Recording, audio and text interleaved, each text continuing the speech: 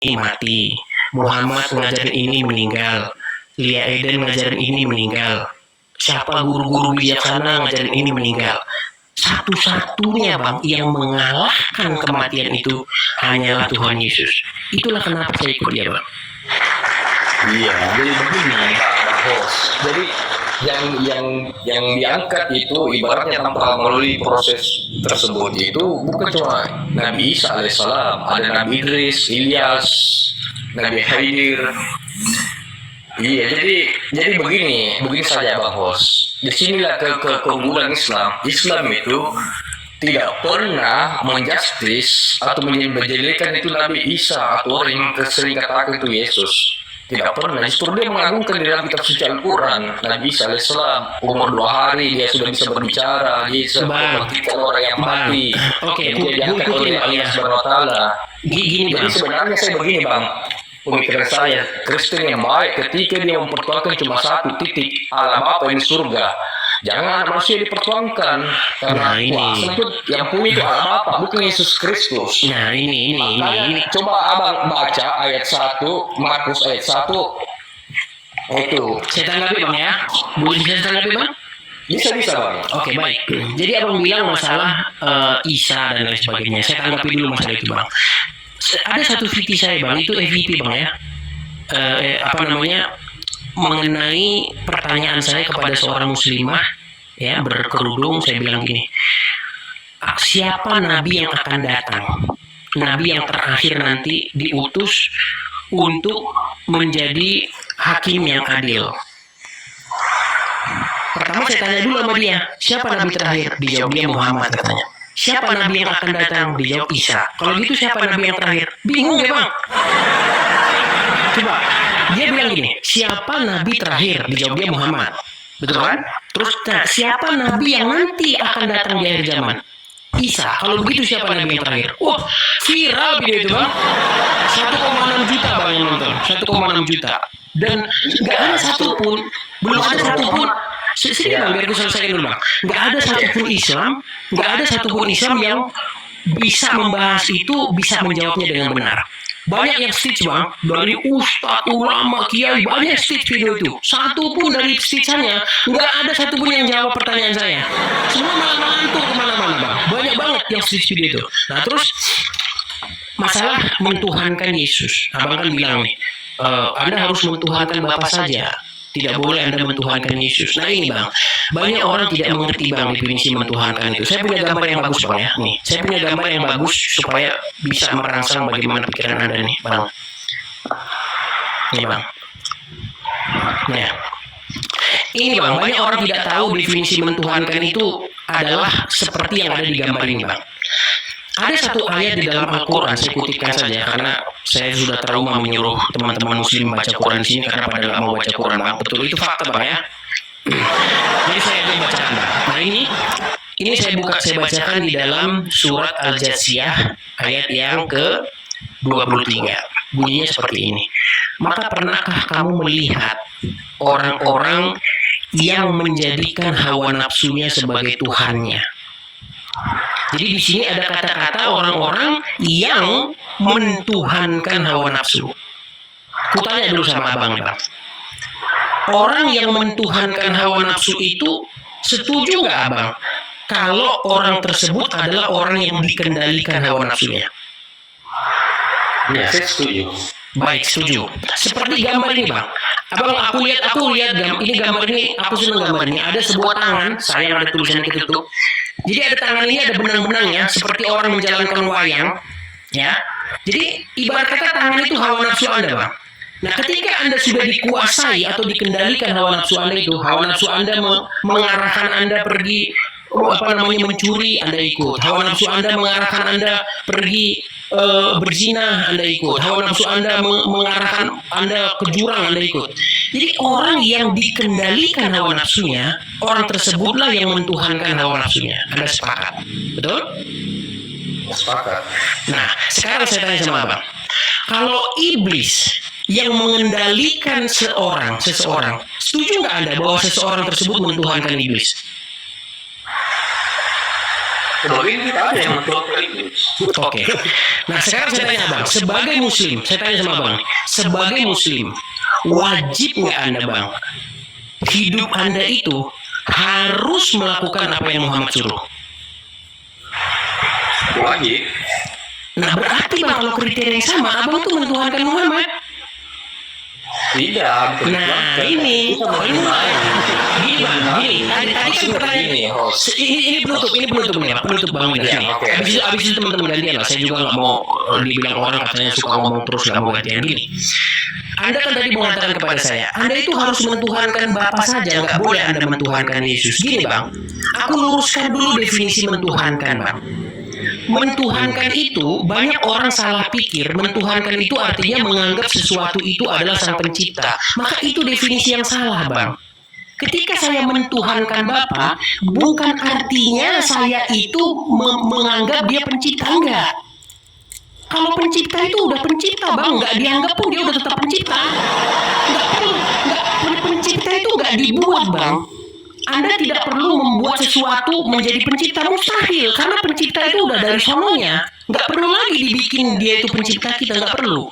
Jadi mentuhankan adalah suatu tindakan bagaimana Anda menaklukkan diri kepada sesuatu tersebut. Nah, ketika Anda bilang, kamu nggak boleh mentuhankan Yesus. Bang, mentuhankan Yesus itu perintah Bapa di surga. Bapa di surga yang mengutus anaknya yaitu Yesus menyuruh manusia untuk mentuhankan Yesus. Tapi mentuhankan Yesus itu bukan artinya menganggap itu pencipta, bukan. Mentuhankan Yesus itu artinya menjadikan Yesus itu supaya dia mengendalikan hidupmu. Anda harus hidup sesuai dengan kemauannya Yesus. Seperti gambar di tangan saya ini.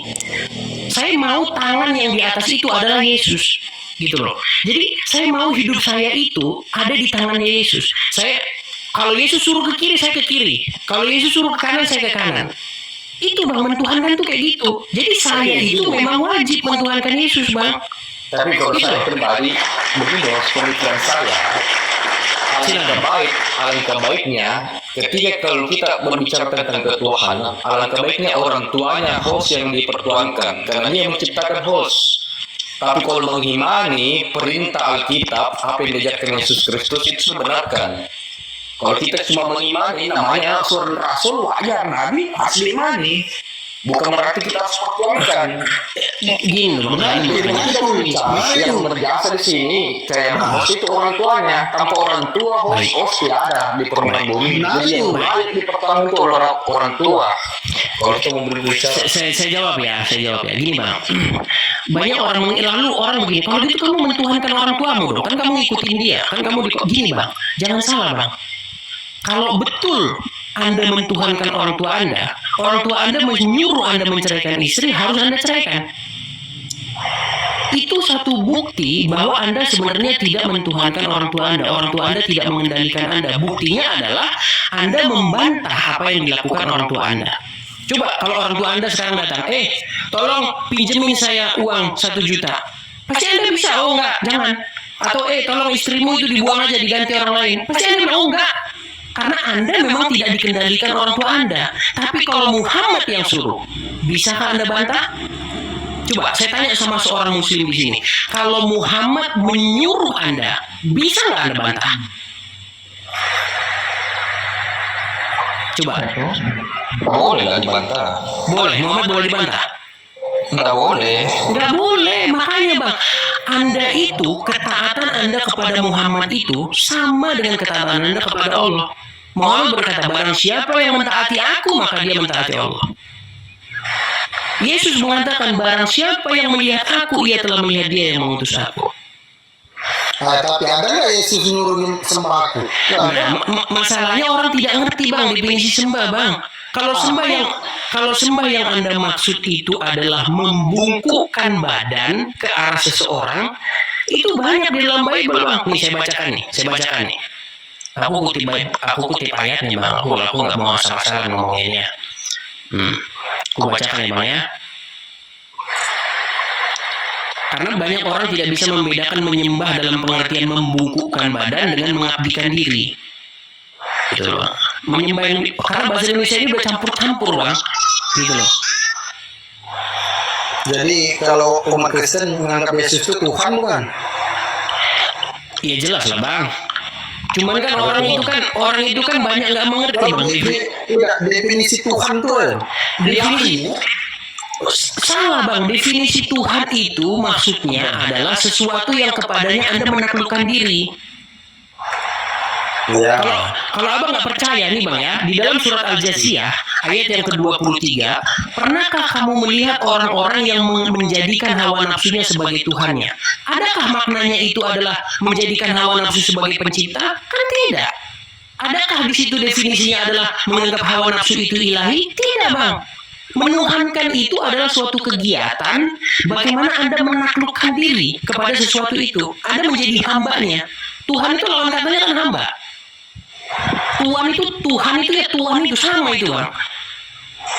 Jadi kalau saya mentuhankan orang lain bisa berarti.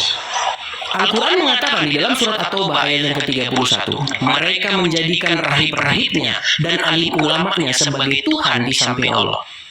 Ada juga bang orang yang mentuhankan rahib-rahib itu ada, mentuhankan ulama-ulama ada. Cuman pengertian mentuhankan ini orang yang sering salah. Mentuhankan itu definisinya bukan menganggap sesuatu itu sang pencipta, bukan itu. Misalnya saya mentuhankan Bapak nih, definisinya bukan saya menganggap dia sang pencipta, enggak, itu nggak penting bagi Bapak di surga itu.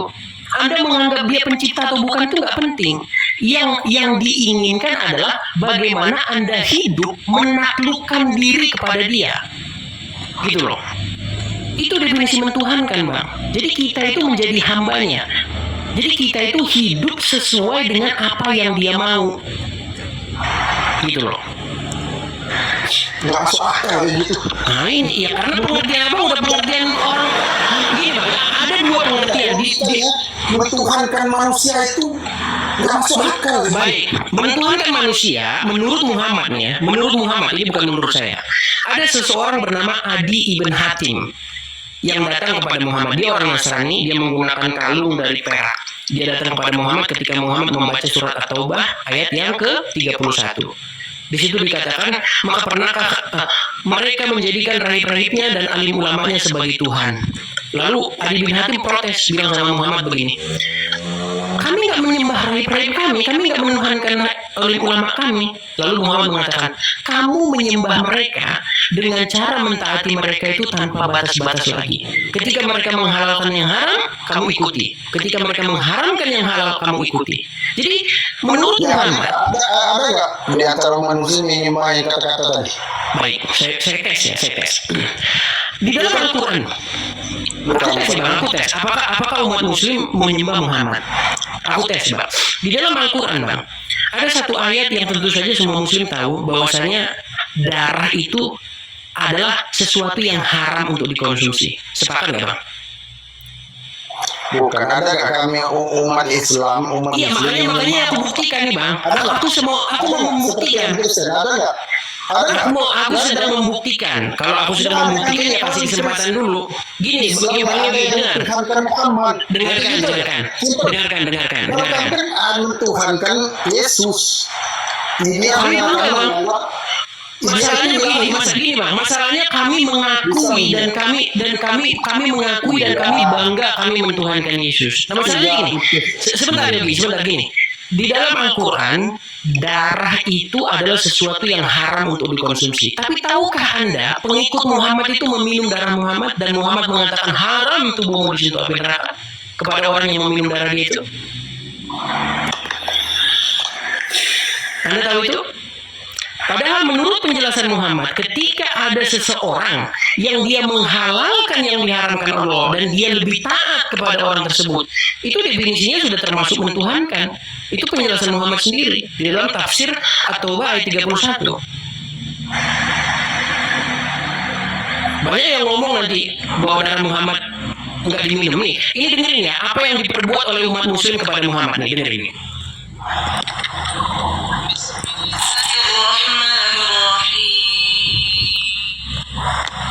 Di dalam kitab Al-Imam Suyuti dijelaskan Nabi Muhammad itu air kencingnya Nabi suci. Air kencingnya Nabi suci, nggak sama kayak air kencingnya kita, saudara-saudara. Pernah satu waktu Nabi Muhammad kencing, air kencingnya beliau taruh di satu wadah, beliau taruh di satu tempat. Nggak sengaja ada satu orang sahabat perempuan, dia nggak sengaja dia ambil itu wadah, dia minum. Ketika Nabi lihat, kenapa kamu minum? Itu air kencingku, kata Nabi Muhammad. Kata dia perempuan apa? Demi Allah ya Rasulullah, aku tidak pernah merasakan air yang lebih segar dari ini ya Rasulullah. Air kencingnya Nabi suci, darahnya Nabi suci, darahnya Nabi Muhammad suci. Abdullah bin Zubair pernah meminum darah bekas hijamah, tahu hijamah? Bekam, darah bekas bekamnya Nabi Muhammad. Nabi habis bekam, darahnya itu Nabi kasih ke Abdullah bin Zubair. Ya Abdullah bin Zubair, kamu buang ini darah di tempat yang tidak dilihat oleh orang. Abdullah bin Zubair bawa itu darah, dia lihat nggak ada orang, dia minum darah Nabi Muhammad. Dia pergi lagi ke Rasulullah, ya Rasulullah, sudah aku buang di tempat yang tidak dilihat oleh orang. Di mana kau buang? Di perutku ya Rasulullah. Kenapa? Kan nggak dilihat orang ini ya Rasulullah. Kata Rasulullah apa? Haram jasadmu disentuh api neraka. Darahnya Nabi suci, kencingnya Nabi suci, apalagi hatinya baginda Nabi. Ya, jadi dari video itu ya, saya mau kasih tahu begini Bang Yogi, bahwa ada sahabat Muhammad yang meminum darah Muhammad, dan Muhammad tidak mengharamkan darahnya itu. Saya tidak melihat suara Muhammad mengatakan haram darah itu diminum, tapi dia mengatakan haram tubuhmu disentuh api neraka. Padahal di dalam Al-Quran darah itu tidak boleh dikonsumsi. Nah sekarang kalau kita pakai standar yang sama nih, ketika ada seseorang menghalalkan apa yang diharamkan oleh Allah dan Anda malah ikut omongan orang tersebut, maka menurut Muhammad Anda sudah menuhankan orang tersebut. Sesuai dengan surat At-Taubah ayat yang ke-31. Orang-orang itu menjadikan alim ulamanya dan rahib-rahibnya sebagai Tuhan di samping Allah. Jadi pertanyaan sekarang nih, apa namanya? Ada nggak umat muslim yang minum darah? Yaitu Abdullah bin Zubair. Ya kalau memang benar itu, mungkin sampai sekarang ada yang minum darah.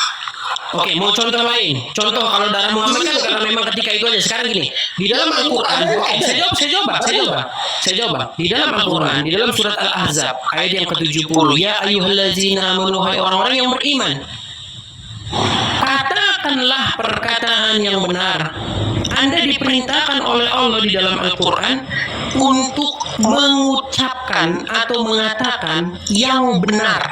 Tetapi ketika Anda mengikuti ajaran Muhammad, di dalam hadis dikatakan bahwasanya kamu boleh berdusta di dalam 3 perkara. Sekarang saya tanya sama Abang, apakah sama mengatakan yang benar dengan berdusta? Apakah sama? Apakah sama? Pertanyaannya. Oke, sekarang saya tanya, apakah Anda ingin mengikuti ajaran Muhammad itu yang boleh berdusta dalam 3 hal?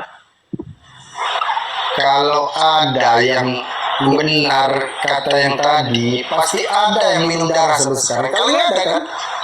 Iya, karena darah Muhammad kan udah nggak ada. Gini Bang Yogi, karena darah Muhammad kan udah nggak ada lagi. Makanya kita bicara yang lebih luas gini. Di dalam Quran dilarang berdusta atau disuruh mengucapkan ucapan yang benar. Tapi Muhammad mengatakan boleh berdusta dalam 3 hal. Sudah saya tanya sama Anda, apakah mengucapkan yang sesuatu yang benar, mengatakan yang benar sama dengan berdusta? Anda bilang tadi tidak. Nah sekarang, yang mana yang mau Anda ikuti? Apakah jangan mengucapkan yang benar atau boleh berdusta dalam 3 hal? Nah, kembali lagi Bang Yogi. Ada nggak zaman sahabat kan, dari Muhammad itu kan ada para surut, para sahabat dan segala macam kan, ya kan? Nah ada nggak di para sahabat itu yang minum darah? Ada nggak? Kalau Dari Abdullah bin Zubair? Iya, ada nggak selain dia yang minum darah itu? Ada nggak? Oke, gini Bang. Kalau memang kan bertanya kan, kalau minum darah Nabi Muhammad tadi apa namanya masuk surga segala macam, ada nggak selain dia yang minum darah itu? Selain Abdullah bin Tidak, logika kayak gini Bang. Nanti Bang, kalau memang benar ada, pasti banyak yang berebut minum darah Nabi Muhammad. Logikanya kayak gitu. Berarti Anda mau menganggap itu riwayat palsu? Ya kan, kita bukan masalah riwayat palsu, kita kan pengalaman logika. Gini Begini, Bang. Tunggu sebentar, Bang. Kita kan logika aja, Bang. Kalau memang benar ada yang makan itu, kalau memang ada, diketahui yang lain, mungkin yang lain yang minum juga. Begini loh Bang Mungkin Yogi. Muhammad diincar, kan logikanya kayak gitu, Bang. Begini Bang Yogi, dengarkan. Tadi ini kan menurut standar yang ditetapkan oleh Muhammad sendiri. Ketika ada maksud saya itu, dengarkan dulu, Bang, biar Abang nangkep nanti takutnya. Kemungkinan itu kan salah. Yang perkataan abang itu nggak valid, kayak gitu. Ini ulama loh, Bang Habib loh yang ngomong. Ya, Abdul Somad pun mengatakan hal yang sama loh. Abdul Somad ada satu videonya dia ditanya oleh jemaah. Wah Ustaz, di dalam Al-Quran minum darah itu dilarang. Tetapi ada sahabat yang meminum darah Nabi. Lalu Muhammad mengatakan itu khususiyah katanya. Nah sekarang masalahnya gini Bang, saya udah 13 tahun baca Quran Bang, nggak ada di situ khusus darah Muhammad boleh diminum di Quran, nggak ada Bang. Nggak ada. Pas kan itu berarti kan minum darah Muhammad itu baik kan? Berarti dari dalam situ baik kan kata Muhammad kalau memang benar. Kalau Muhammad mengatakan haram tubuhmu disentuh api neraka, bukan haram darahnya, tapi haram tubuhnya orang yang meminum darah itu. Ya kan katanya Nabi Muhammad tidak melarang minum darah tadi kan? Dari cerita abang tadi, minum darah tadi menyelamatkan apa dalam kubur segala macam itu kan? Kalau itu memang benar, mungkin Muhammad diburu orang bang pada zaman itu pengen minum darah Nabi Muhammad. Kalau memang perkataan itu para sahabat mungkin Ya, poinnya itu begini Bang Yogi, poinnya itu bukan itu Bang Yogi, poinnya itu adalah meminum atau mengkonsumsi darah adalah sesuatu yang haram di dalam Al-Quran. Itu dibarengi dengan khinzir, dibarengi dengan hewan yang disembelih tanpa menyebut asma Allah, ya kan? Nah, lalu ada seorang sahabat yang meminum darah Muhammad. Sayang 1000 sayangnya, Muhammad tidak mengatakan bahwa haram mengkonsumsi darah sesuai dengan ajaran Al-Quran. Sayangnya Muhammad malah mengatakan yang sebaliknya, bahwa haram tubuh yang meminum itu disentuh api neraka. Makanya saya tanya, apakah di sini seorang Muhammad itu sudah tidak peduli lagi dengan Al-Quran? Karena ketika saya baca Al-Quran, dikatakan di dalam Al-Quran, Muhammad takut kepada manusia. Gimana? Al-Quran yang mengatakan Muhammad takut kepada manusia. gimana takut? Nah, abang kan kaget kan? Makanya bang, makanya gini loh, yang jadi makanya bang, selama saya membaca Quran, nggak masuk bang perkataan abang. oke, abang sekarang gini aja, gini, abang sudi nggak membuka Al-Quran sekarang? Aku sekarang sampai ngemis loh bang, aku sekarang sampai ngemis. Tolong kalian baca Quran, karena udah 10 orang naik, nggak mau aku suruh baca Quran. Iya, 10 orang bang naik, semuanya nggak ada yang sudi baca Al-Quran. Semuanya Islam, semuanya yang satu pun nggak ada yang sudi. Sekarang abang ke-11 nih kalau abang nggak mau. Sudi nggak abang mengambil Al-Quran sekarang dan anda buka? Sudi nggak? Jadi kalau menurut abang Nggak sudi kan? Nggak sudi. ini nggak ada bang. Masalah di Quran di rumah abang nggak ada Quran. Terus Bang Winas, abang sudi nggak membuka Al-Quran bang? Tolong bang, aku sampai ngemis ini. Tolong bang, bisa nggak abang buka Quran? Winas,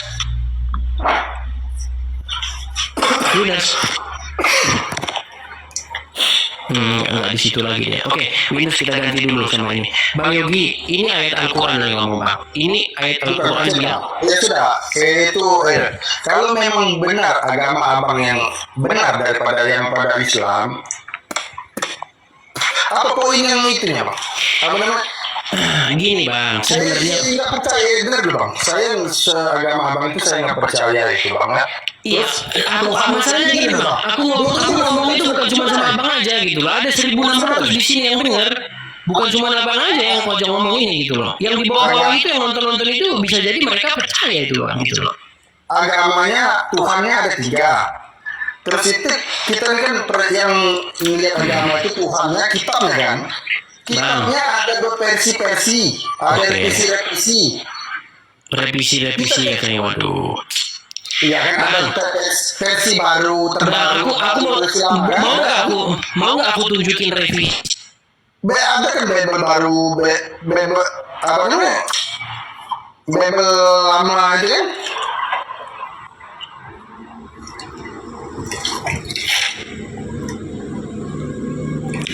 Bang, abang ya, kalau misalnya Anda mengatakan begitu, Tuhannya tiga, Tuhannya ini, Bang, seorang Uniriva, tahu Uniriva? Uniriva itu kalau ditanya, coba sekarang kalau nggak percaya, iris kuping saya kalau nggak percaya, tanya Uniriva. Uniriva, betulkah Anda mengatakan bahwa Allah itu adalah Rob? Iya. Betulkah Anda mengatakan bahwa Muhammad itu adalah Rob? Iya. Lalu berapa Rob kamu? Terus itu muter-muter, itu Riva. Muhammad itu orang itu apa? Bang, banyak bang muslim bang nih. Abang aku mau putarin di video saya ini. Nih ya, aku nggak masukin semua jadi video bang. Kalau aku masukin semua, aku nggak klip nih. Artinya itu apa? Bukan, Rob itu apa? Rob itu Tuhan. Ilahi kan? Ini aku putarkan ya. Ini seorang muslim nih. Gimana dia aku tanyakan nih. Tolong dengerin. Betul. Oke, berarti Robnya umat Islam adalah Muhammad, betul? Iya, betul. Oke, Robnya umat Muslim adalah Muhammad. Nanti abang nggak diprotes bang, sama teman-teman Muslim yang lain gitu, mengatakan bahwa Muhammad itu Rob abang? Oh, nggak masalah, itu urusan saya. Oke, teman-teman, ya kita sudah melihat lagi ada satu pengakuan seorang Muslim bahwasanya Robnya dia adalah Muhammad. Haruskah saya percaya dengan dia? Oke, berarti ketika Anda nanti ditanya di alam kubur, man Rabbuka, jawabannya Muhammad, betul kan? Iya, betul. Betul, jawabannya. Itu ada di video saya bang. Di video ini bang. Kalau Anda buka profile, Bukan saya harus percaya itu. bang yang ngomong ini orang-orang yang ngerti Al-Quran. Abang aja pegang Quran nggak pernah. Gimana? Abang aja saya suruh buka Quran nggak sudi. Coba, abang sudi nggak sekarang kalau saya suruh buka Al-Quran, mengambil Al-Quran? Pasti nggak sudi. Coba, pasti nggak sudi.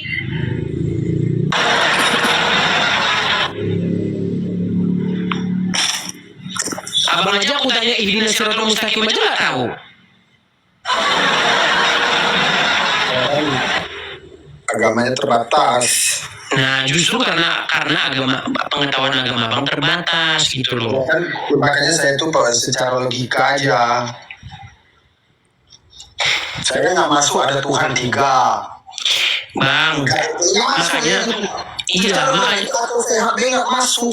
oke, aku tanya sama abang. Ini baik. Gimana kitab suci yang benar? Kitab suci pasti ada kitab suci, ada yang lama, nanti diperbarui lagi. Ada kitab suci.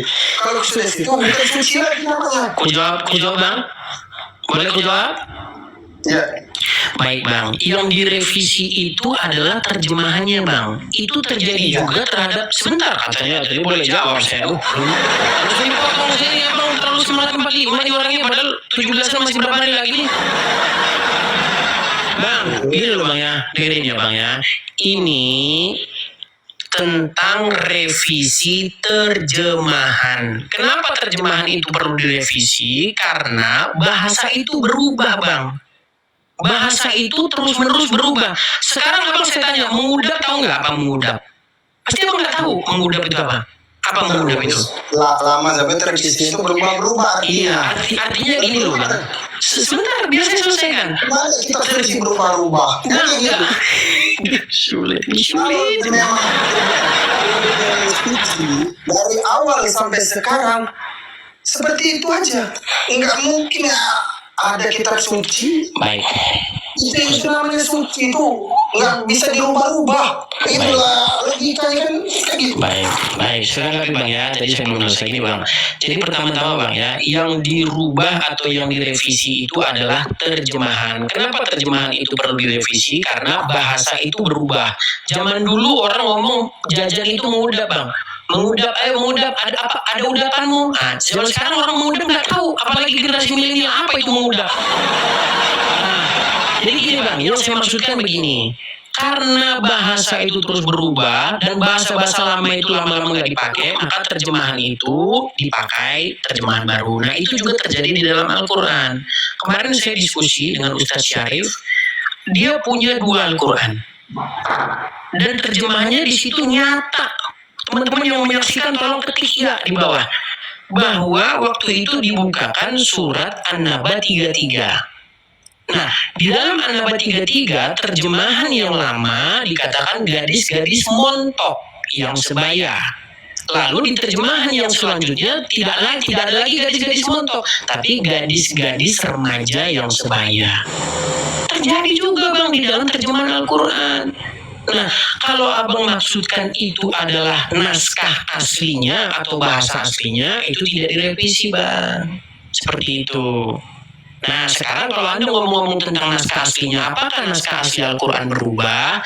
Ini para ulama sendiri Bang, para ahli Al-Quran, makasih ya Bang Edi. Para ahli Al-Quran yang mengatakan Bang, bahwa dulu Quran itu gundul. Dulu Quran itu gundul Bang, nggak ada tanda baca. Huruf ba, ta itu sama Bang.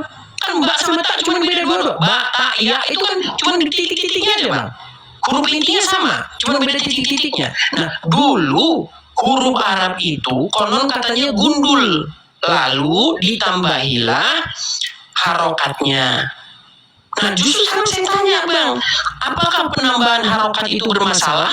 Ini pernah saya ajukan dalam, sayangnya saya nggak sekolah sih ini kendala saya itu Bang. Saya nggak sekolah resmi, saya cuma belajar otodidak Bang. Seandainya saya sekolah resmi, saya udah bikin tesis ini pasti. Apakah pembuatan harokat di dalam Al-Quran itu membuat masalah? Karena saya menemukan satu ayat yang mengatakan tempat orang-orang kafir itu di Jahanam.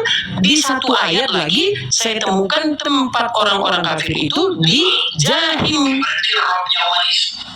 Ada Jahanam, ada Jahim. Nah, saya selidiki nih Bang. Jahanam, Jahim. Saya tanya sama Ustadz. Saya tak pernah tanya sama Ustadz namanya Utsman ibn Faruk.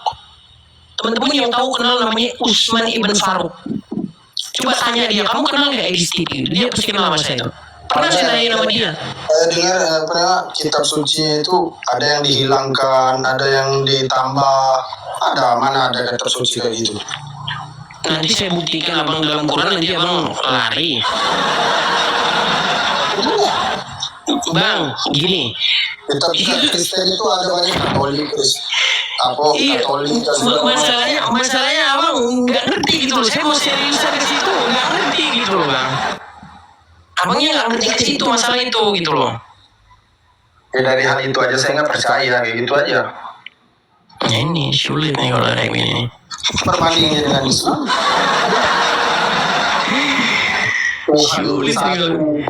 Tuhan itu satu, tidak beranak dan tidak diperanakkan. Tadi sudah dibahas loh Bang. Oke Bang, aku bacakan ya. Baik, aku bacakan Bang ayatnya Bang ya. Qul huwallahu ahad, Allahu samad, lam yalid wa lam yulad wa lam yakul lahu kufuwan ahad. Dengerin Bang. Di situ ada satu ayat yang berbunyi lam yalid wa lam yulad. Tidak beranak dan tidak diperanakkan. Nah ini Bang, ada satu ayat lagi yang sering digembor-gemborkan oleh Zuma dan kawan-kawan yang mengatakan laisa kamitslihi, tidak ada yang serupa dengan dia. Betul? Betul. Nah, salah satunya sifat dia itu dikatakan dia tidak beranak dan tidak diperanakkan. Saya tanya dulu sama Abang, apakah itu betul atau tidak, ada yang menyerupai atau tidak? Nah, ini yang dilihat saya Bang ya. Saya tanya sama Abang, Hajar Aswad itu apakah dia beranak? Ya apa hubungannya dengan itu? Saya mau nanya, katanya kan tidak beranak dan tidak beranakan. Makanya saya mau lihat nih, Hajar Aswad apakah dia beranak? Tidak. Apakah dia diperanakan? Tidak. Berarti Hajar Aswad tidak beranak dan tidak diperanakan, betul? Dan Allah tidak beranak dan tidak diperanakan, betul? Artinya ada kesamaan sifat, betul? Terus? Oke, ketika orang naik haji, orang mengangkat tangannya, melambaikan tangannya ke arah Hajar Aswad ini dan mengatakan labbaik Allahumma labbaik, ya Allah kami memenuhi panggilanmu. Ya terus? Pertanyaan saya, mengapa Anda tidak berpikir bahwasanya Hajar Aswad itulah yang dimaksud? Kenapa Yang tidak beranak dan tidak diperanakan? Kenapa Hajar Aswad itu? Loh, Anda mengangkat tangan ke arah Hajar Aswad, mengatakan labbaik Allahumma labbaik. Ya Allah, kami memenuhi panggilanmu. Ketika Anda mengatakan kami memenuhi panggilanmu, kemana Anda mengucapkan itu? Ke arah mana Anda mengucapkan itu? Di keliling Ka'bah kan itu kan. Ya silakan Bang Rizky. Kalau Bang Yogi kayaknya memaksakan diri terus nih, gimana? Gini Bang. Logika sama dengan Hajar Aswad. Ya silakan. Silakan Bang. Silakan. Nah, jadi gini Bang, bukan mungkin ya, orang umroh itu atau orang mengelilingi Ka'bah itu, dan kenapa juga Ka'bah itu disebut sebagai ibaratnya kiblat buat orang Muslim beribadah, kan kiblat itu mengarahnya ke arah Ka'bah kan. Nah, jadi sama halnya mungkin Bang dengan umat-umat yang lain, Nasrani dan sebagainya. Dia hanya sebagai ibaratnya sebagai arah saja Bang, tapi yang dia tuju itu bukan ke batu itu, bukan ke batu ya. Nah ini bedanya kita Bang. Kalau Abang tanya orang Kristen, Bang, orang Kristen nggak ada yang pusing masalah kiblat Bang. Saya orang Kristen, gini Bang, ada satu lagu, saya sarankan ini baik yang Muslim, baik yang Kristen ini dengerin lagu ini sangat bagus ya, yang dinyanyikan oleh Angel Peters ya. Lagunya seperti apa? Bunyinya kira-kira lagunya seperti ini. Di hati inilah rumahmu, di hati inilah baitmu, dimanapun ku kan berada, senantiasa kau pun ada. Jadi bagi kami Bang orang Kristen, bait Tuhan itu di hati kami Bang. Ngapain dari jauh-jauh Bang? Orang rumah Tuhan itu ada di hati kami. Kami pengen supaya Tuhan itu tinggal di hati kami. Makanya kami punya yang namanya Holy Spirit, Roh Tuhan, Roh Kudus. Nah, ketika Roh Kudus hinggap di hati seseorang, maka hidup seseorang itu akan dikuasai, dikendalikan oleh Roh Tuhan itu. Dia akan berjalan di jalan yang benar, dia akan berjalan sesuai dengan apa yang Tuhan mau. Itu makanya konsep kekristenan itu Bang, betul-betul itulah yang benar Bang. Iya, jadi maksudnya gini Bang, konteksnya yang tadi saya jawab itu bukan berarti itu kan saya mendefinisikan dulu apa yang dimengerti sama orang-orang Muslim kebanyakan Bang ya. Jadi mungkin sama aja ibarat kita berkunjung ke Mekah atau main ke Mekah, kita main ke Ka'bah itu sama halnya mungkin kalau misalkan orang Nasrani mungkin ke Yerusalem karena di situ ada tempat bersejarahnya yang waktu itu pernah tempat bersejarahnya buat umat Nasrani karena di situ dipercaya bahwa di bekas penjara di situ tuh ada darah Yesus di situ kan. Mungkin sama aja Bang, beda. Aku barusan kalau nggak salah tadi atau kapan gitu ya. Aku barusan itu Bang nonton video. Video itu seperti dia logatnya itu medok Jawa gitu Bang. Dia membahas tentang disamarkan tuh.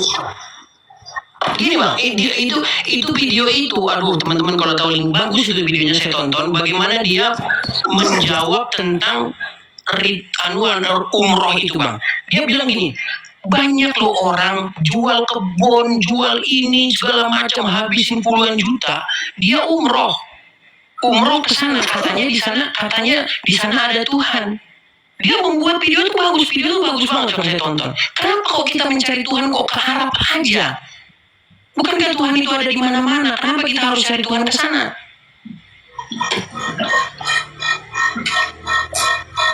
Dan ternyata di sana ya cuma itu aja katanya di dalam video itu. Aduh, saya cari lagi videonya ini. Sayangnya yang saya pakai nonton itu HP ini, jadi nggak bisa lihat historinya, kan ada historinya ya. Yang saya tonton itu. Ada itu saya lihat videonya. Dia membuat pertanyaan itu sendiri gitu. Kenapa kita kok sampai jual kebun, jual ini, pergi ke sana, sampai sana cuma gitu-gitu doang katanya. Ya, itu nggak jauh beda dengan konsep video yang pernah viral itu, Bang. Pernah nonton nggak, Bang, yang Masya Allah sepedanya Nabi Adam? Pernah dengar gitu nggak, Bang? Iya, yang gede banget itu kan. Nah, ya itu nggak jauh sama konteksnya sama video itu, Bang. Iya, makanya itu loh, Bang Yogi. Makanya gini, Bang Yogi. Yang mentah-mentah, Bang. Nah, itu makanya kan kita ya kritis lah gitu loh, kritis. Seperti itu. Bagus itu videonya. Bahkan Bang Yogi ini mungkin nggak tahu nih kalau orang-orang jemaah haji asal Indonesia banyak membuat konten-konten di Arab minum kencing onta. Nggak tahu juga ini pasti Bang Yogi. Iya, nggak tahu juga dia.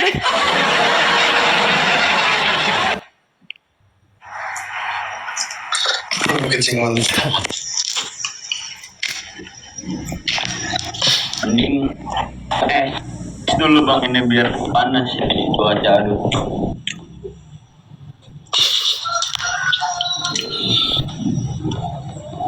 Nih biar langsung aja gue lihat gambarnya biar tuh. Itu lihat Bang, yang dipegang yang di botol itu Bang, Yogi. Udah Bang, agama kamu yang benar. Nah, Kamu kalau sholatnya, kalau ibadahnya harus pakai jas. nah kan? Siapa bilang Bang, kami itu harus pakai jas? Nggak ada. Orang kaya harus di depan. Agamanya. Bang Reski, Bang Reski, Bang. Kumat lagi. Bang Reski kumat lagi dia. Iya Bang Reski coba Bang Yogi, gini Bang Yogi. Jadi makasih Mas Brahma. Ini kalau Anda katakan orang Kristen ke gereja harus pakai jas itu salah besar Bang. Salah besar.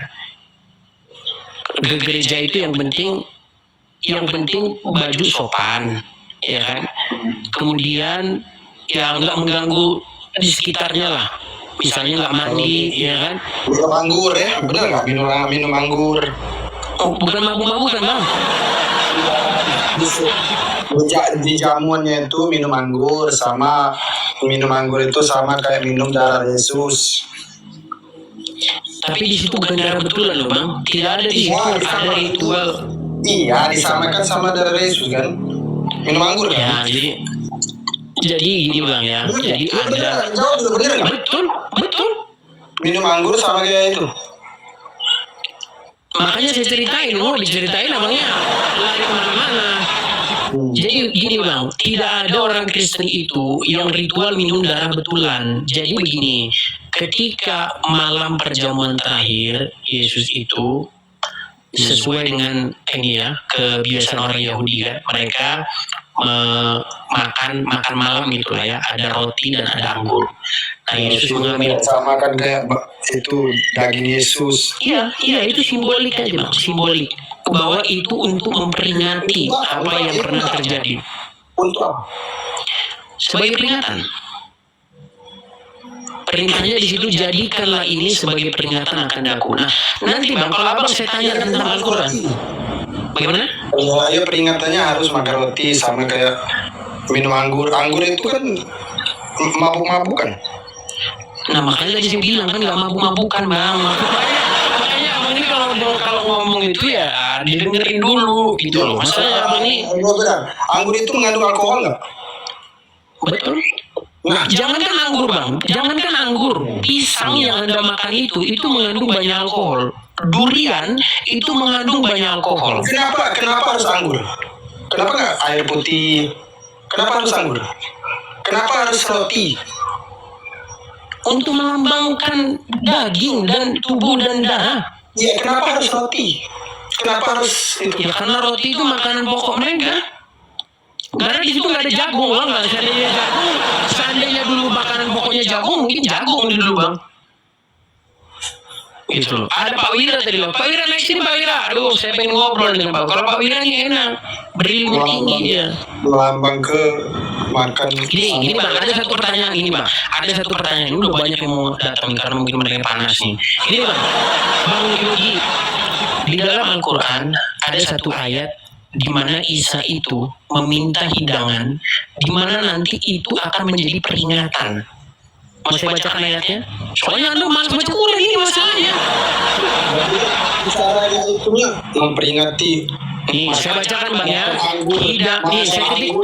Sama kayak makan darah Baik. Yesus.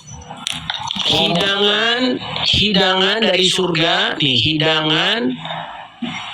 Saya klik ya di Google ya, hidangan dari langit. Nih, dan jadi peringatan. Saya bacakan Bang ya. Karena ketika Anda ngomong gitu, nanti kalau saya balikin ke Quran Anda bingung loh Bang. Nih, saya bacakan Bang ya. Di dalam surat Al-Maidah ayat yang ke-100. Sebentar, saya bacakan ya. Sabar Bang ya, sabar. Hidangan dari langit. Quran. Oke. Saya bacakan di dalam surat Al-Maidah ayat yang ke-414. Enggak apa ini saya naikin bentar, biar bisa naikin ini. Al-Maidah 114 nih saya baca ya. Al-Maidah 114. Abang kalau mau debat sama siapa ya yang ini? Siapa? Enggak ada lagi yang baik Bang. Itu siapa ya Bang yang itu tuh? Siapa? Nama kata yang di YouTube itu Siapa? Harry yang dari Kristen ke Muslim siapa? Siapa Bang? Nih saya bacain dulu aja lah.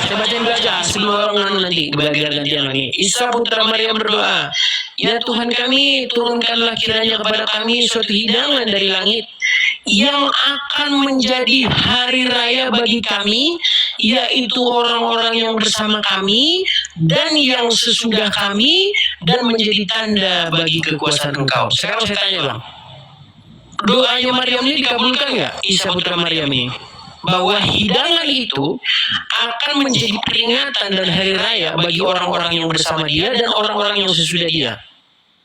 Nanti Abang pusing lagi kutanya itu. Iya, maksudnya gini Bang, gini Bang.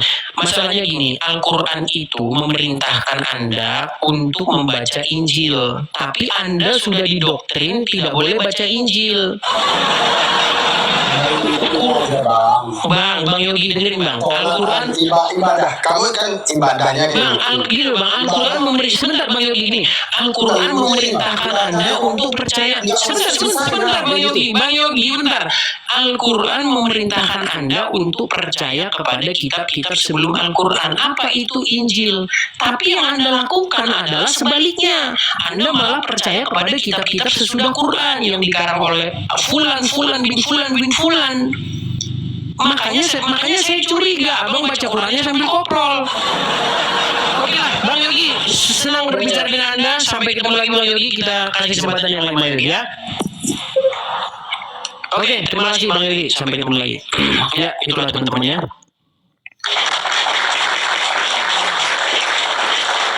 Aduh, si Juma sudah lari, yang lainnya sudah lari semua. Begitu sulitnya saudara-saudaranya.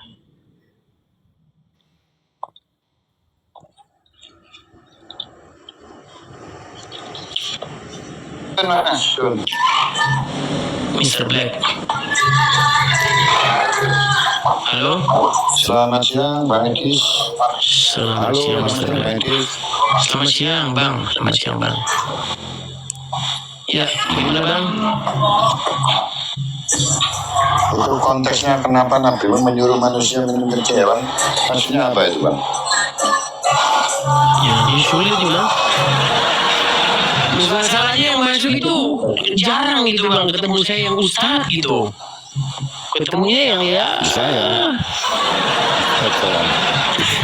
Oke, Bang Mr. Black, Abang pernah dengar nggak riwayat bahwa Muhammad menyuruh orang meminum kencing onta?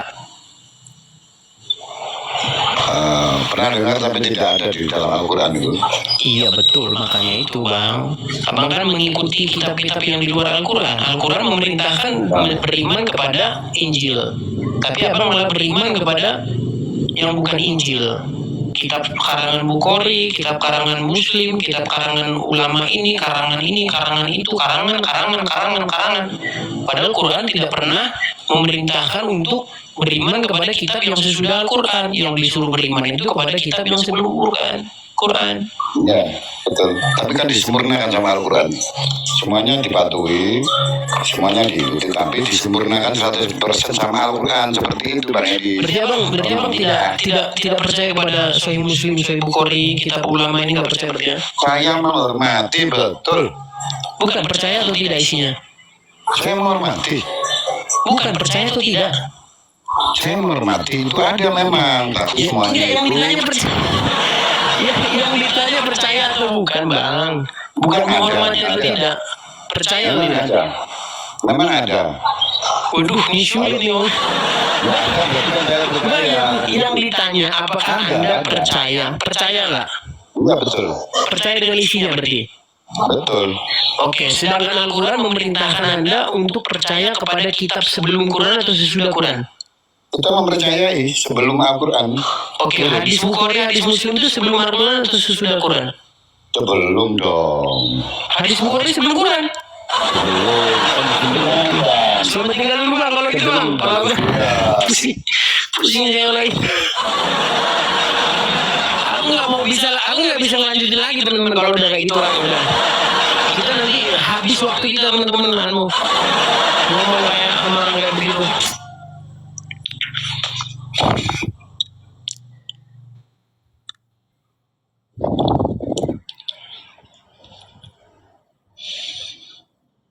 Ya, Jessica. Muslim bang? Bang Jessica Muslim bang? Bang Jessica Muslim bang? Oh, Jessica? Perempuan atau laki? Oh, Kristen. Ada apa nih orang naik bang? Ada orang mau menyampaikan sesuatu atau apa? Kita lagi diskusi dengan yang Muslim nih bang? Siapa nih dia? Dia bilang apa ini? Mau naik atau apa? Dia maju Jessica, kesan Muslim bilang mau naik atau apa? Ini ada bilang. Halo? Benar ada? Mana? Tahu telepon. Aduh, mohon maaf saya turun.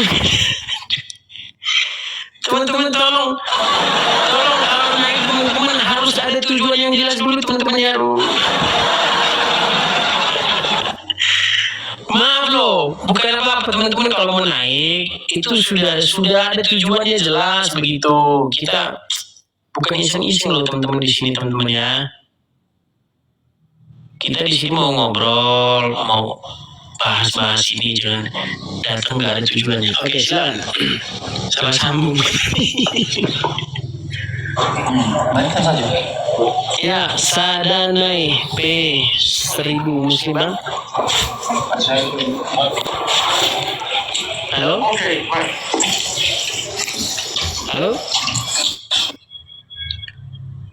Kemana pergi lagi? Halo, tapi malah langsung hilang.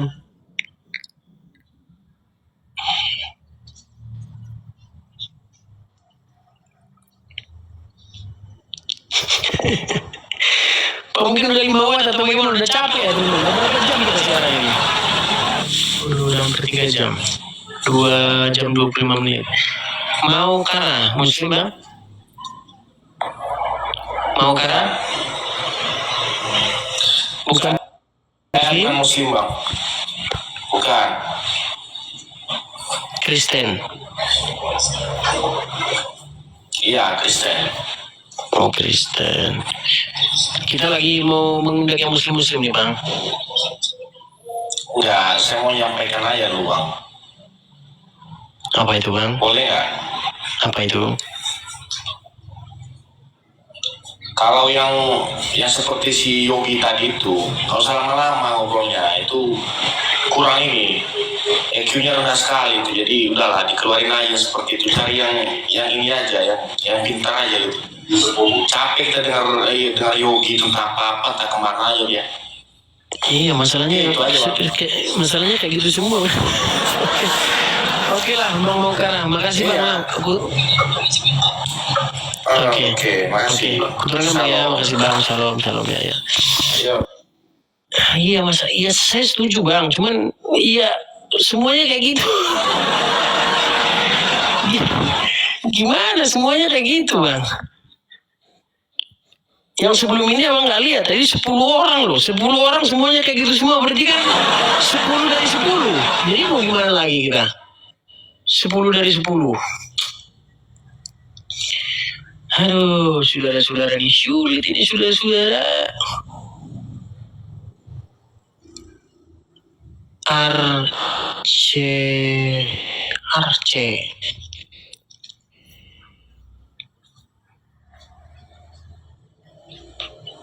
Si Juma mana berani ke sini ya? Mana berani Juma ke sini? Arce, makasih Kani. Arce? Iya, selamat siang sore. Muslim Bang? Suara kok kecil banget Bang, kedengeran Bang? Iya, suaranya kok kecil banget Bang, saya nggak denger.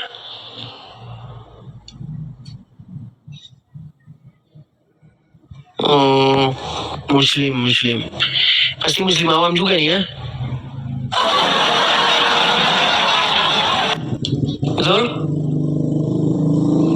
Iya. Coba gimana kira-kira kalau panggilan aja Ustaz di sini gimana Bang?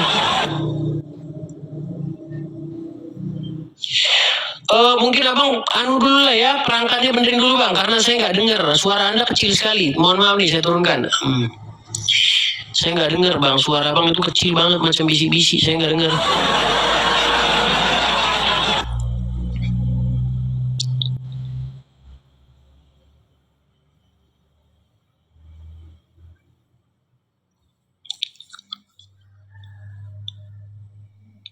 Halo. Doni, Muslim Bang? Iya. Pasti Muslim awam yang tidak sudi membaca Al-Quran, betul? Maksudnya? Pasti abang seorang Islam yang awam yang tidak sudi kalau disuruh membaca Al-Quran, betul? Makanya saya ingin belajar. Oh, tapi masih sudi membuka Al-Quran? Sudi? Baik. Bisa dibukakan surat Al-Jasiyah ayat yang ke-23? Nggak ada Al-Quran. Tuh kan? Ya udah, abang ngobrol-ngobrol lah. Soalnya kalau saya suruh baca Quran itu nggak ada orang Islam yang mau baca Quran di sini. Ayo, gimana? Itu maksudnya apa itu? Buktikan kalau kau tidak Enggak, jangan bahas yang ini Bang, bahas yang lain aja. Abang ngerti apalah gini. Kalau saya suruh baca Quran sudah nggak ada yang mau lagi baca Quran, sudah tidak sudi. Ya, itu abang udah orang yang ke-12 nih. Apa?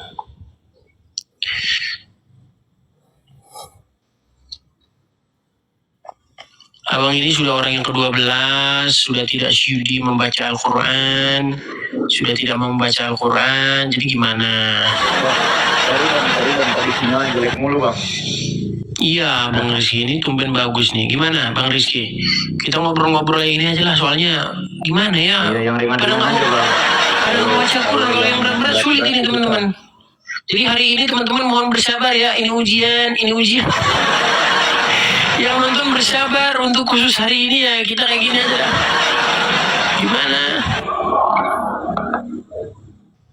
Gimana, Bang Rizky? Iya, justru tujuan saya naik ke roomnya Bang Edi sini ya menurut saya menarik, soalnya di satu sisi saya juga punya tujuan yang dimana tujuan itu tuh kita sesama umat beragama itu seharusnya kita meluruskan apa yang melenceng gitu Bang, bukan malah saling menyalahkan dan saling menjatuhkan gitu Bang. Itu tujuan saya sih Bang, makanya saya lebih respect sama Abang tuh karena ya banyak orang tidak mengerti tapi saya mengerti Bang. Gitu. Gitu Bang. Jadi apa? Ya mungkin kan kebanyakan Bang Edi sini kesel ketika naikin orangnya malah ngebahas yang di luar konteks gitu kan. Nah jadi ketika ada oknum umat lah, saya nyebutnya oknum umat ya, kalau nyebut umat kayak jelekin lah. Ada oknum umat yang seperti itu, jadi saya